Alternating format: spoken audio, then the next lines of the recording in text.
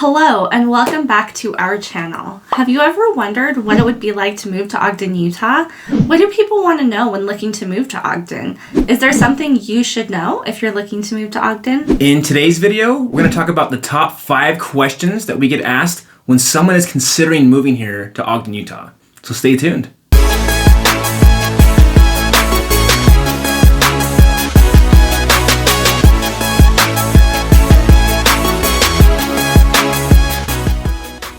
If this is your first time to this channel and you want to know everything about living, eating, sleeping, working, and playing in northern Utah and cities like Ogden, then subscribe below and tap the bell for notifications so you can be the first to know about the current market here in northern Utah.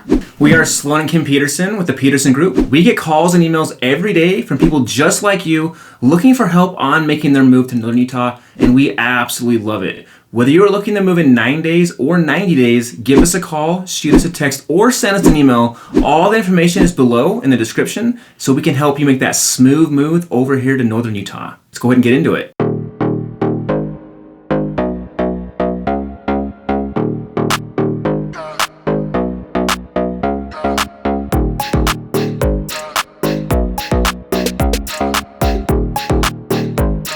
Now, we were actually really surprised at some of these questions, what we were expecting in terms of what people think when they think about Ogden. Some of these we do get asked often, but some of them were just from a Google search about what people are looking for when they think of Ogden. Okay, so the first question we get about Ogden, Utah is what the main industry is. Now, this makes sense as often one of the first things you do when moving to a new area is to find a new job. If you aren't already moving here for a job transfer, according to citytowninfo.com, Ogden's primary economic statuses are going to be manufacturing, transportation, aircraft industries, and income tax processing. We do discuss this a little more in depth in our Ogden pros and cons video, but a major pro of Ogden is that it has a wide job diversity.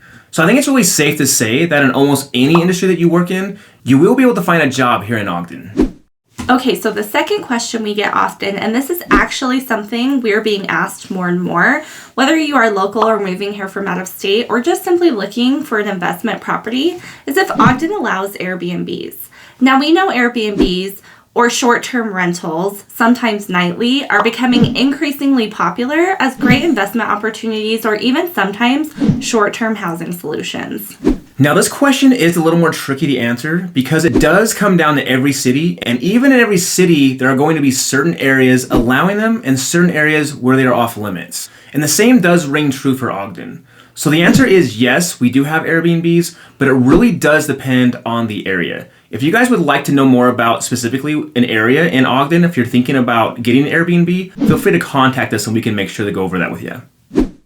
So the third question, and I think this is really a common one for Utah in general, but that's if Ogden gets a lot of snow. Now, we've talked about the average snowfall in Utah in a lot of our other videos, but according to visitogden.com, winters are cold with temperatures in the 30s. The coldest month is January with an average low of 20 degrees. In town, the annual snowfall measures about 65.3 inches, while the surrounding ski resorts boast a whopping 450 inches annually. That offers over 37 feet of pristine powder, just a short 20-minute drive from town. Obviously, a lot is relative, and if you're coming from California, it is a lot, but not so much, say, if you're from somewhere like Minnesota.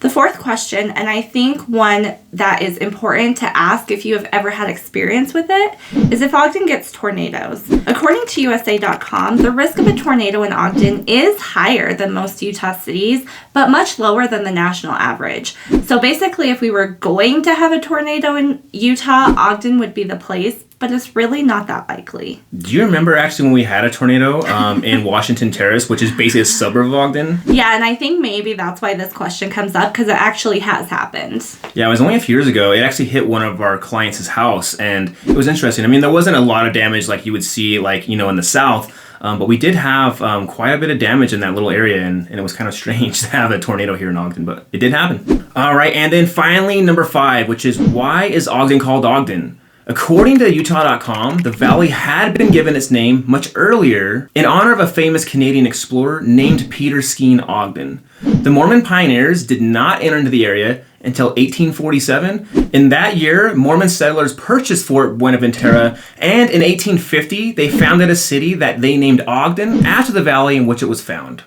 Bet you guys didn't know you were going to get a history lesson. We hope you enjoyed this video and found out a little bit more about Ogden, Utah. Picking where you'll call home is an important decision, and we would love to help you make that smooth transition to cities like Ogden. If you're looking to purchase in the northern Utah area and cities like Ogden, we'd love to help you out. Give us a call, shoot us a text, or send us an email, and until next time, we're keeping it real, Estate.